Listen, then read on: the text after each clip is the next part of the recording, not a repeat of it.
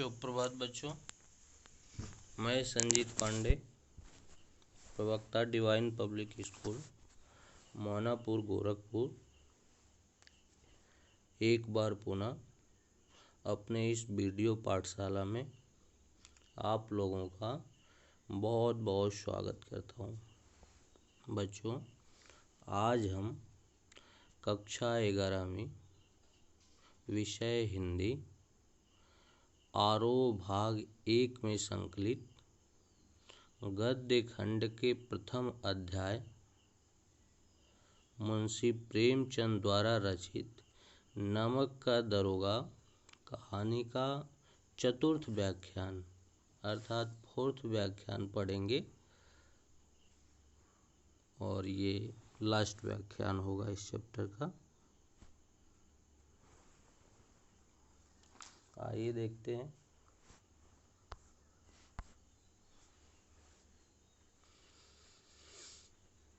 कहते हैं कि उन्होंने थोड़े लाभ के लिए ऐसा दुस्साहस किया हो। अर्थात गए दिनों में हमने अपने 3rd व्याख्यान में तीसरे तृतीय व्याख्यान में देखा था कि पंडित अलोपीदीन वंशीधर को जब बदलू सिंह हथकड़िया पहनाए लिए कोर्ट में जब प्रस्तुत होते हैं तो उसके पहले वह एक एक प्रस्ताव रखते जाते हैं और सारे जो जज होते हैं, सारे जो मुंशी होते हैं, सब उनके गुलाम होते हैं। तो एक एक की प्रक्रिया चल रही होती है। उस दौरान अर्थात उसके बाद की स्थिति क्या होती है तो कहते हैं कि थोड़े लाभ के लिए ऐसा दुस्साहस किया हो। यद्यपि नमक के दरोगा मुंशी वंशीधर का अधिक दोष नहीं। कहते हैं कि ऐसा अर्थात वो जो काम था उससे जो आय होता था उससे कई गुना लाभ वंशीधर को पंडित अलोपीदीन को पहले से ही होता था। लेकिन ऐसा इतना छोटा काम भी अवैध तरीके से वो कैसे कर सकते हैं, कोई ये साबित नहीं कर सकता था। लेकिन यह बड़े खेद की बात है कि उसकी उदंडता और विचारहीनता के कारण एक भले मानुष को कष्ट झेलना पड़ा। वे कहते हैं कि उनकी उदंडता अर्थात मुंशी वंशीधर की उदंडता के कारण एक भले मानुष को, पंडित अलोपीदीन को कहा जा रहा है कि थोड़ी देर के लिए बाधा आई उनके जीवन में, थोड़ा उनको कष्ट सहना पड़ा। हम प्रसन्न हैं कि वह अपने काम से सजग और सचेत रहता है, किंतु नमक के मुकदमे की बढ़ी हुई नमक हलाली ने उसके विवेक और बुद्धि को भ्रष्ट कर दिया। भविष्य में उसे होशियार रहना चाहिए।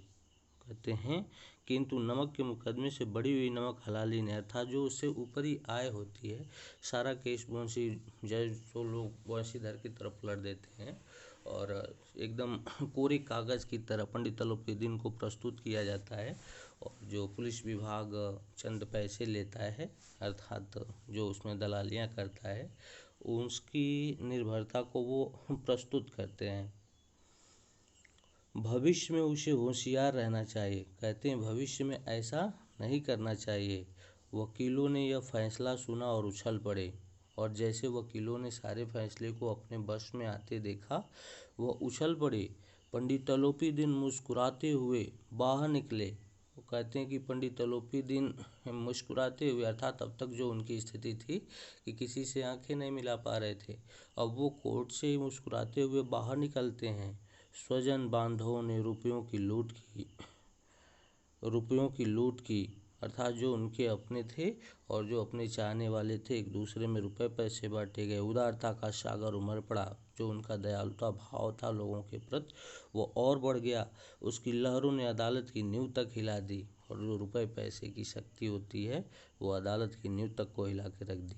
जब वंशीधर बाहर निकले तो चारों ओर से उनके ऊपर व्यंग बाणों की वर्षा होने लगी और जब वंशीधर अर्थात जो दरोगा पद पर तैनात वंशीधर थे वो जैसे ही कोर्ट से बाहर आए तब उन पर तमाम तरह के व्यंग होने लगे कि इनको ऐसा है, तमाम तरह की उंगलियां उन पर उठने लगी। चपरासियों ने झुक झुक कर सलाम किया और सारे चपरासी वर्ग के जो लोग थे वो उनके सामने नतमस्तक होते थे। किंतु इस समय एक एक कटुवाक्य, एक एक संकेत उनकी गर्वाग्नि को प्रज्वलित कर रहा था। लेकिन इस समय जो भी कटाक्ष, जो भी व्यंग आ रहा था वो अंदर से बड़े इसको गर्व से महसूस करते थे, गर्व से लेते थे। कदाचित इस मुकदमे में सफल होकर वह इस तरह करते हुए न चलते, आज उन्हें संसार का एक खेदजनक विचित्र अनुभव हुआ। और अपने इस जीवन काल के अर्थात जो 25-30 वर्ष का जीवन काल था प्रौढ़ा का, और इसमें जो उन्होंने पहली नौकरी पकड़ी थी, इसमें एक नया अध्याय जुड़ा था, एक नया अनुभव उनको हुआ था कि न्याय और विद्वता, लंबी चौड़ी उपाधियाँ, बड़ी बड़ी दाढ़ियाँ और ढीले चोंगे एक भी सच्चे के आदर के पात्र नहीं हैं। कहते हैं न्याय और विद्वता अर्थात न्याय अपनी जगह है, विद्वता अपनी, लंबी चौड़ी उपाधियाँ अर्थात बड़ी बड़ी डिग्रियाँ लेकर के, बड़ी बड़ी दाढ़ियाँ, जज मुंसफ हाथ जो बैठते हैं, ढीले चोंगे एक फादर वगैरह के जो बुद्धिजीवी वर्ग के लोग हैं, सच्चे आदर के पात्र नहीं होते हैं। वंशीधर ने धन से बैर मोल लिया था, उसका मूल्य चुकाना अनिवार्य था। कहते हैं वंशीधर ने धन का तिरस्कार किया था, इसलिए इनको उसका मूल्य चुकाना अनिवार्य था। कठिनता से 1 सप्ताह बीता होगा कि मुअत्तली का परवाना आ पहुंचा। कहते हैं कि अभी बहुत कम समय, 1 ही सप्ताह मात्र हुआ था कि मुअत्तली का परवाना आ गया। कार्यपरायणता का दंड मिला, अर्थात उनको ट्रांसफ़र का, अपने पद से कुछ दिन के लिए पदच्युत करने का एक फरमान आ गया। अर्थात जो ईमानदारी से कार्य करता है वो मन ही मन सोचने लगे कि उसको अपने इस कार्य का परिणाम मिला। बेचारे भग्न हृदय, शोक और खेद से व्यथित घर की ओर चले। बूढ़े मुंशी जी तो पहले ही कूड़ा बुड़ा रहे थे कि चलते चलते इस लड़के को समझाया था, लेकिन उसने एक न सुनी। और जैसे ये खबर बूढ़े मुंशी जी के पास अर्थात दरोगा पद पर जो तैनात बंशीधर थे उनके पिता के पास पहुंची, तब स्थिति और भी भयावह हो गई। वह बहुत क्षोभ में, बहुत दुखी होने लगे कि बिटिया की शादी कैसे होगी, घर कैसा बनेगा, इतने अच्छी खासी नौकरी बेटा पाया था वह भी छोड़ करके चला आया। तमाम तरह के अपशब्द बेटे के लिए कहने लगे। सब मनमानी करता है, हम तो कलवार और कसाई के तगादे सहे बुढ़ापे में भगत बने बैठे हैं। कल हर महाजन वगैरह होते हैं, जमींदार वर्ग के लोग होते हैं जो चंद पैसे देते हैं और फिर बार बार सूद ब्याज पैसे चलाते हैं। कसाई के तगादे से बुढ़ापे में भगत बनकर बैठे और वहाँ बस वही सूखी तनख्वाह। हमने भी तो नौकरी की है और कोई ओहदेदार नहीं थे, लेकिन काम किया, दिल खोल कर किया। और आप ईमानदार बनने चले हैं, लेकिन कहते हैं मैंने काम किया, दिल खोल करके किया और ईमानदारी का ढिढोरा नहीं पीटा। घर में चाहे अंधेरा हो, मस्जिद में अवश्य दिया जलाएंगे। कहते हैं समाज ऐसा है, परिवेश ऐसा है कि खुद अपने घर में अंधेरा रहता है, लेकिन ये मंदिर में सबसे पहले दिया जलाने का कार्य करते हैं, संसार को सबसे पहले दिखाने का कार्य करते हैं। खेद ऐसी समझ पर, लेकिन कहते हैं लोगों के इस तरह की विद्वता पर, इस तरह की बुद्धिमानी पर मुझे बड़ा दुख होता है। पढ़ना लिखना सब अकारथ गया। कहते हैं पढ़ाई लिखाई का कोई मोल नहीं रह गया। इसके थोड़े ही दिनों बाद जब मुंशी बंशीधर इस दुरावस्था में घर पहुंचे और बूढ़े पिताजी ने समाचार सुना तो सिर पीट लिया। कहते हैं इनके थोड़े दिन बाद जब बंशीधर ने घर में अर्थात जब अपने घर पहुंचते हैं तब बूढ़े पिताजी सर पीटने लगे। बोले जी चाहता है कि तुम्हारा अपना सिर फोड़ लूं। बहुत देर तक पछताकर हाथ मलते रहे। क्रोध में कुछ कठोर बातें भी कही और यदि बंशीधर वहाँ से टल न जाते तो अवश्य यह क्रोध विकट रूप धारण करता। कहते जो बूढ़े मुंशी जी थे वो क्रोध में आकर के, गुस्से में आकर के इतने अपशब्द कहे कि अगर कोई संस्कारी पुत्र नहीं होता वहाँ से ये हट न जाते तो स्थितियाँ और भी भयावह होती। वृद्ध माता को भी दुख हुआ। जगन्नाथ और रामेश्वर यात्रा की कामनाएं मिट्टी में मिल गई और जो उन्होंने मन ही मन बच्चे की नौकरी पाने पर अपने जगन्नाथ और रामेश्वर की यात्रा की मन में ठानी थी वो उसी में मिल गई। पत्नी ने तो कई दिनों तक सीधे मुंह से बात भी नहीं की और पत्नी इनकी तरफ देखती ही नहीं थी। इसी प्रकार 1 सप्ताह बीत गया। संध्या का समय था। कहते हैं जैसे तैसे 1 सप्ताह का समय व्यतीत हुआ। फिर संध्या जैसे स्टार्ट हुई अर्थात शाम का समय था। बूढ़े मुंशी जी बैठे थे। बूढ़े मुंशी जी अपने दरवाजे पर बैठे थे। जैसे गाँव के परिवेश में आपने देखा होगा कि संध्या के समय पर दरवाजे पर बैठने की परंपरा होती है। चारों तरफ से लोग काम धाम से थके आकर के अपने अपने घर के दरवाजे पे बैठते हैं।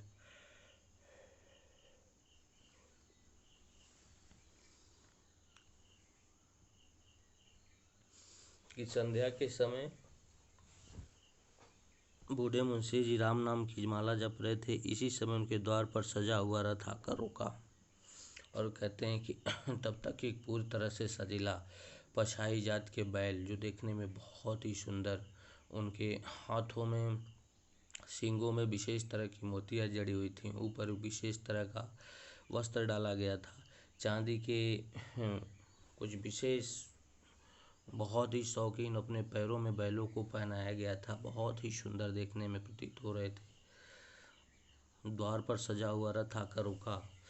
हरे और गुलाबी पर्दे, रथ के हरे और गुलाबी पर्दे थे। पछैये बैलों की जोड़ी थी। एक नस्ल होती है जो बड़े अच्छे बैल माने जाते हैं। उनकी गर्दनों में नीले धागे, सींगे पीतल से जुड़ी हुई और सींगों में पीतल पहनाया गया था, गले में नीला धागा। कई नौकर लाठियां कंधे पर आगे साथ थे और आगे पीछे कई लोग नौकर जो थे, जिसको जो वर्तमान में आप बॉडीगार्ड जैसे देखते हैं, वैसे कई सारे नौकर आगे पीछे लाठियां लिए कंधे पर खड़े थे। मुंशी जी अगवानी को दौड़े। मुंशी जी जैसे देखे कितना सम्राट, इतना संपन्न व्यक्ति हमारे दरवाजे पर आया, दौड़े उनकी सेवा भाव करने के लिए। देखा तो पंडित अलोपीदीन है, और जब देखे तो एकदम अवाक चकित रह गए। झुककर दंडवत की और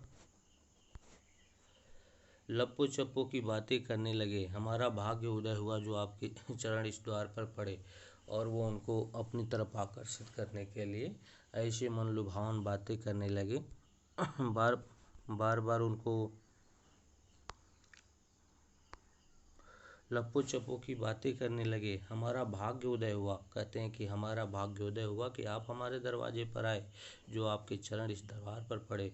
आप हमारे पूज्य देवता हैं, अर्थात वो ब्राह्मण होने के नाते आपने उनको पूज्य देवता की संज्ञा दी। आप कौन सा मुँह दिखाएं, मुंह में तो कालिक लगी हुई है। वो कहने ऐसा बेटा हमने पैदा किया है जो अपने बाप के चेहरे पर कालिक लगाने का कार्य किया है। मैं कौन सा मुख आपको दिखाऊं, किंतु क्या करें, लड़का अभागा कपूत है, नहीं तो आपसे क्या मुँह छिपाना पड़ता। लेकिन कहते हैं ये अपने कर्म का फल है। लड़का इतना अभागा और कपूत नहीं होता तो मैं आपसे मुँह छिपाता इधर उधर नहीं फिरता। मैं अर्थात बहुत बड़ी गलती हुई है, आप हमको क्षमा कर दीजिए। ईश्वर निसंतान चाहे रखे पर ऐसी संतान न दे। उन्होंने बहुत बड़ी बात बोली कि ऐसा पुत्र किसी को देने से पहले ईश्वर को सोचना चाहिए, वो निसंतान रखे पर ऐसा पुत्र न दे। अलोपीदीन ने कहा नहीं भाई साहब, ऐसा नहीं कहिए। अलोपीदीन ने बड़ा समझाया और कहा कि नहीं नहीं, ऐसा नहीं करिए, आपका पुत्र ऐसा नहीं है। मुंशी जी ने चकित होकर कहा, ऐसी संतान को और क्या कहूँ। मुंशी जी बड़े आश्चर्यचकित थे और कहे कि ऐसे संतान को क्या कहूँ। अलोपीदीन ने वात्सल्यपूर्ण स्वर में कहा, कुल तिलक और पुरुषों की कीर्ति उज्जवल करने वाले संसार में ऐसे कितने धर्मपरायण मनुष्य हैं जो धर्म पर सब कुछ अर्पण कर सकते हैं। अलोपीदीन ने कहा, वात्सल्य अर्थात पुत्रवत प्रेम में, जहाँ माता पिता का पुत्र के प्रति प्रेम होता है वहाँ वात्सल्य रस होता है। तो पुत्रवत प्रेम में उन्होंने कहा कि कुल तिलक है, अर्थात आपके मान गौरव को बढ़ाने वाला है। पुरुषों की कीर्ति उज्ज्वल करने वाले संसार में ऐसे कितने धर्मपरायण मनुष्य हैं जो धर्म पर अपना सब कुछ अर्पण कर सके। पंडित अलोपीदीन ने वंशीधर से कहा, दरोगा जी, इसे खुशामद न समझिए। खुशामद करने के लिए मुझे इतना कष्ट उठाने की ज़रूरत न थी। और पंडित जी तब तक वंशीधर वहाँ आ गए और उनसे बातें होने लगी और वो अपने किए पर पश्चाताप उनको था। उस रात को आपने अपने अधिकार बल से मुझे अपनी हिरासत में लिया था, किंतु मैं आज अपनी स्वेच्छा से आया हूँ। वंशी और वो अपनी सारी एक एक करके चीज़ों से अवगत कराते हैं और कहते हैं कि आप हमारे यहाँ अस्थाई मैनेजर के पद पर बने रहिए। वंशीधर बोले, मैं किस योग्य हूँ, किंतु जो कुछ सेवा मुझसे हो सकती है उसमें त्रुटि न होगी। उन्होंने कहा कि मेरे पास इतनी योग्यता नहीं है, मैं आपका ये काम नहीं कर सकता। अलोपीदीन ने एक स्टंप लगा हुआ पत्र निकाला, उसे बंशीधर के सामने रखकर बोले, इस पद को स्वीकार कीजिए और अपने हस्ताक्षर कर दीजिए। और उनसे तमाम बातें करने के बाद उन्होंने एक स्टाम्प पेपर निकाला और बंशीधर के सामने रखते हुए उन्होंने कहा कि हमारे यहाँ एक अस्थाई मैनेजर की नियुक्ति, उनको एक अस्थाई मैनेजर चाहिए था जो उनकी संपूर्ण प्रॉपर्टी की देख रेख कर सके। इस पद के लिए वो उनको रखना चाहते थे और स्टाम्प पेपर पर निकाले और कहे कि इस पर कर दीजिए और अपने हस्ताक्षर कर दीजिए। मैं ब्राह्मण हूँ, जब तक यह सवाल पूरा न कीजिएगा द्वार से न हटूँगा। और उन्होंने कहा कि मैं एक ब्राह्मण पुत्र हूँ और जब तक आप ये सवाल पूरा नहीं करेंगे मैं आपके दरवाजे से हटने वाला नहीं हूँ। अर्थात मेरे इस प्रश्न को जब तक आप हल नहीं कर देंगे, सॉल्व नहीं कर देंगे, या तो आप सिग्नेचर कर दीजिए या तो मैं यहीं बैठा रहूँगा, नहीं जाऊँगा। मुंशी बंशीधर ने उस कागज़ को पढ़ा तो कृतज्ञता से आंसू भर आए। जैसे उस पर जो कुछ लिखा था उसको बंशीधर ने पढ़ा तो भाव विभोर हो गए। पंडित अलोपीदीन ने उनकी अपनी सारी जायदाद का अस्थाई मैनेजर नियत था। अपनी संपूर्ण जायदाद का अस्थाई मैनेजर उनको बनाना चाहते थे। 6,000 रुपये वार्षिक वेतन के अतिरिक्त रोजाना खर्च अलग, सवारी के लिए घोड़े, रहने को बंगला, नौकर चाकर मुक्त। अर्थात उनको भौतिक सुख जो चाहिए था वो संपूर्ण था, उसमें कोई कमी नहीं थी। कंपित स्वर में बोले, पंडित जी, मुझे इतने से इतनी सामर्थ्य नहीं है कि आपकी उदारता की प्रशंसा कर सकूं, किंतु मैं ऐसे उच्च पद के योग्य नहीं हूं। और उन्होंने कहा अलोपीदीन के सामने हाथ जोड़ कर करके कि आपके इस कृत्य का मैं आजीवन ऋणी हूँ, लेकिन और आपके स्नेह भाव को मैं हमेशा बरकरार रखना चाहता हूँ, लेकिन आपका जो पद है वो बहुत बड़ा पद है और मैं इस पद के योग्य अपने आप को नहीं पाता हूँ। अलोपीदीन हंसकर बोले, मुझे इस समय एक अयोग्य मनुष्य की ज़रूरत है। और उन्होंने मुस्कुरा करके बोला कि इस समय अगर मुझे कोई चाहिए तो एक अयोग्य मनुष्य चाहिए। बंशीधर ने गंभीर भाव से कहा, यूँ मैं आपका दास हूँ, आप जैसे कीर्तिवान सज्जन पुरुष की सेवा करना मेरे लिए सौभाग्य की बात है। और बंशीधर उनके सामने हाथ जोड़ करके खड़े हो जाते हैं और कहते हैं, आप जैसे लोगों के सानिध्य में रह करके काम करना या उनके साथ रहना अपने आत्म में गौरव और सौभाग्य है, किंतु मुझे न विद्या है, न बुद्धि है, न स्वभाव है जो इन त्रुटियों की पूर्ति कर देता है। उन्होंने कहा, इस पद के लिए जो चाहिए वो विद्वान चाहिए, गुणवान चाहिए, चतुर चाहिए, लेकिन ये सारी चीज़ें मेरे पास नहीं है। ऐसे महान कार्य के लिए एक बड़े मर्मज्ञ अनुभवी मनुष्य की ज़रूरत है। उन्होंने कहा, इतना बड़ा पद आप, अर्थात इतनी बड़ी संपूर्ण प्रॉपर्टी है और उसके लिए इतने छोटे व्यक्ति को रखेंगे तो फिर आपको इससे इतना योग्य, इतना सामर्थ्य हमारे अंदर नहीं है।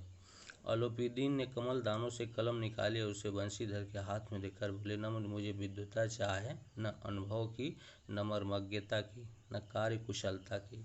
इन गुणों के महत्व का परिचय खूब पा चुका हूँ। अब सौभाग्य और सुअवसर ने मुझे वह मोती दे दिया है जिसके सामने योग्यता और विद्वता की चमक फीकी पड़ जाती है। और उन्होंने कहा कि अब सौभाग्य और सुअवसर ने ऐसा अवसर प्रदान कर दिया है कि जिसके सामने योग्यता और विद्वता की चमक फीकी पड़ जाती है। यह कलम लीजिए, अधिक सोच विचार न कीजिए, दस्तखत कर दीजिए।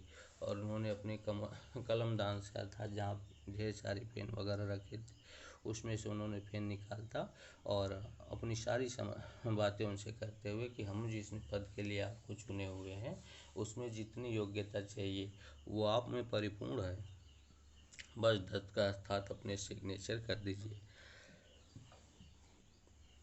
परमात्मा से यही प्रार्थना है कि वह आपको सदैव वही नदी के किनारे वाला बेमुरव्वत, उदंड, कठोर परंतु धर्मनिष्ठ दरोगा बनाए रखे। कहते हैं कि ईश्वर से मैं आजीवन प्रार्थना करूंगा कि आपको वही नदी, अर्थात जो आपके अंदर दरोगा पद पर जो गुण था, वही उदंडता, वही कठोरता और वही धर्मनिष्ठ, अर्थात अपने धर्म पर अडिग रहने वाला व्यक्ति आजीवन आपको बनाए रखे। कभी लोभ पाप मन में आपके न समाये, ऐसे ही पद की मुझे तलाश है। बंशीधर की आंखें डबडबा गई। हृदय कि संकुचित पात्र में इतना एहसान न समा सका। और कहते हैं कि उनके द्वारा इस तरह के व्यवहार को देख करके, इतने बड़े व्यक्ति के इस तरह के व्यवहार को देख करके बंशीधर की आंखें भर आई। हृदय के संकुचित पात्र में, अर्थात जो हृदय था वह बहुत छोटा मात्र, अर्थात इनके एहसान उनमें समा न सका, वो इतना छोटा था। और पंडित अलोपीदीन के एहसान इतने बड़े थे कि वो समा न सका। एक बार फिर पंडित जी की ओर भक्ति और श्रद्धा की दृष्टि से देखा। एक बार बंशीधर ने दोनों हाथें जोड़ करके पंडित जी की ओर भक्ति भाव से, अर्थात विनम्रता से उनकी तरफ देखे और कांपते हुए हाथ से मैनेजरी के कागज पर हस्ताक्षर कर दिए।